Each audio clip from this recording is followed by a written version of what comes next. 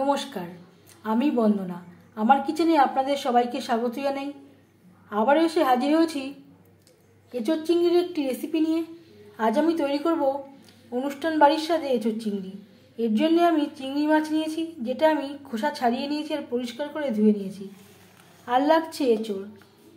অর্ধেকটা এঁচোড় আমি খোসা ছাড়িয়ে টুকরো করে কেটে নিয়েছি আর সেদ্ধ করে নিয়েছি। পেঁয়াজ কুচি আর নিয়েছি পরিমাণ মতো আলু আমি এঁচোড়ের সাথে সেদ্ধ করে নিয়েছি। একটা রসুন আমি থেতো করে নিয়েছি। 4-5টা টমেটো আমি টুকরো করে কেটে নিয়েছি। এই রান্নাতে আমি যা যা ইনগ্রেডিয়েন্টস ব্যবহার করব তা আমি রান্না করার সময় বলে দেব, ডেসক্রিপশনে দিয়ে দেব। প্লিজ আপনারা একবার চেক করে নেবেন। আমি রান্নাটা করব রিফাইন্ড অয়েলে। আপনারা চাইলে যে কোনো কুকিং অয়েলে রান্নাটা করতে পারেন।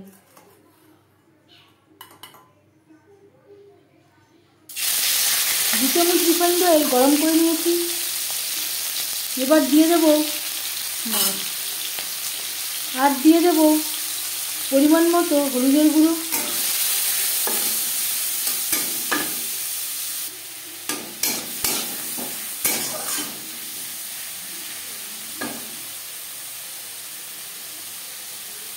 স্বাদ মতো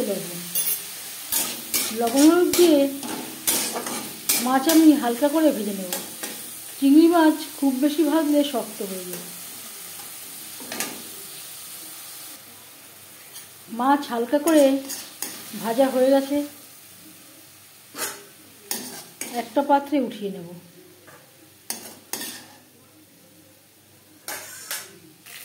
মাছ ভেজে নেওয়া কড়াইতে আবারও তেল দিয়েছি। ফোড়নে দিয়ে দেব একটা তেজপাতা, 5 ফোড়ন।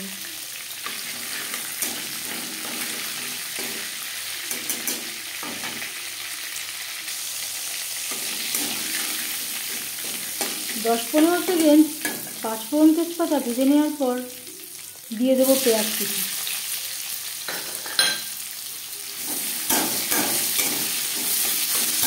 মিডিয়াম সাইজের অর্ধেকটা এঁচোড়ের জন্য আমি এখানে 4-5টা পেঁয়াজ ব্যবহার করলাম।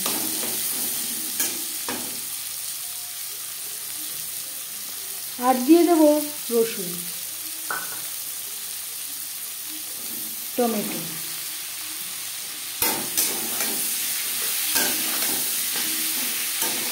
পেঁয়াজের সাথে টমেটো রসুন বেশ ভালো করে মিক্স করে দেবো।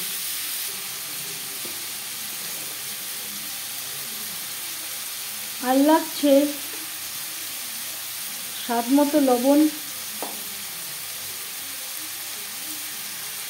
পরিমাণ মতো হলুদের গুঁড়ো। লবণ হলুদ পেঁয়াজ টমেটো রসুনের সাথে বেশ ভালো করে মিক্স করে দেবো। 2-3 মিনিট নাড়াচাড়া করে নেওয়ার পর দিয়ে দেবো আদা বাটা, কাঁচা লঙ্কা বাটা।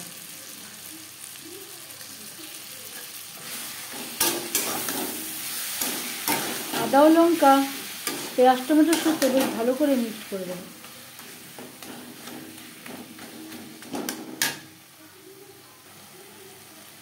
আর লাগছে 1 চামচ ভাজা মশলা।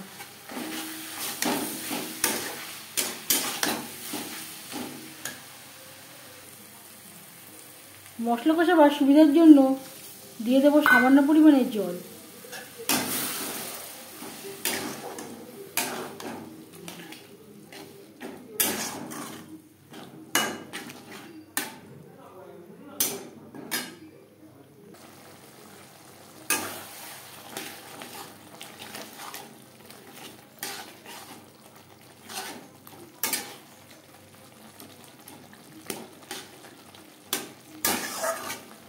পেঁয়াজ টমেটো সেদ্ধ হয়ে গেছে। এই পর্যায়ে বুঝে নিতে হবে মশলা কষানো হয়ে গেছে। এবার দিয়ে দেবো সেদ্ধ করে রাখা এঁচোড়। মশলার সাথে এঁচোড় বেশ ভালো করে মিক্সড করে দেবো।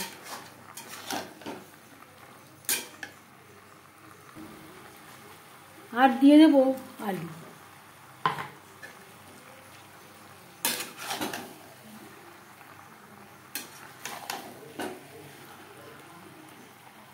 মশলার সাথে আলু ও এঁচোড় 3-4 মিনিট বেশ ভালো করে কষিয়ে নেব।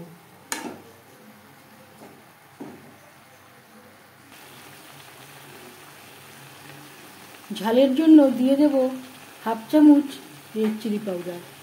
আপনারা যদি ঝাল না খান বাদ দিতে পারেন, তবে এঁচোড় একটু ঝাল ঝাল খেতে ভালো লাগে।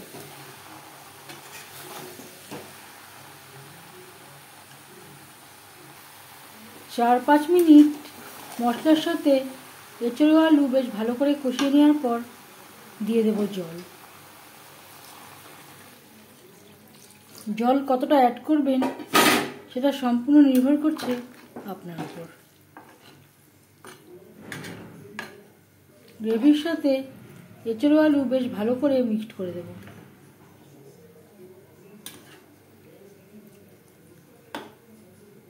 ফুটে ওঠা পর্যন্ত অপেক্ষা করব।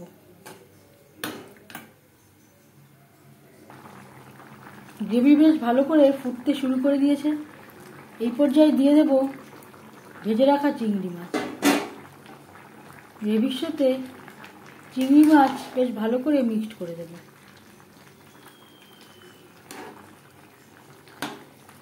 গ্রেভির সাথে মাছ আরও 4-5 মিনিট রান্না করব।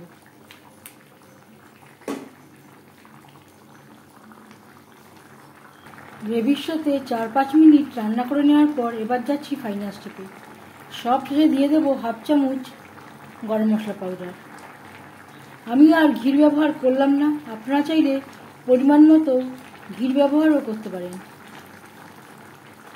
গ্রেভির সাথে গরম মশলা বেশ ভালো করে মিক্সড করে দেব। 1 মিনিট নাড়াচাড়া করে নেওয়ার পর গ্যাসের ফ্লেমটা অফ করে দেব। 5 মিনিট ঢেকে স্ট্যান্ডিং টাইমে রাখবো। অনুষ্ঠান বাড়ির স্টাইলে এঁচোড় চিংড়ি রেডি সার্ভ করার জন্য। এই রেসিপিটি কেমন লাগলো অবশ্যই জানাবেন কমেন্টের মাধ্যমে। যদি এই রেসিপিটি ভালো লেগে থাকে লাইক করবেন, শেয়ার করবেন, সাবস্ক্রাইব করবেন আমার চ্যানেলটিকে। বেল আইকনটা ক্লিক করে দেবেন। যখন আমি নতুন ভিডিও আপলোড দেব তার নোটিফিকেশান সবার আগে আপনার কাছে পৌঁছে যাবে। আপনারা সবাই ভালো থাকবেন। এই ভিডিওটি দেখার জন্য ধন্যবাদ।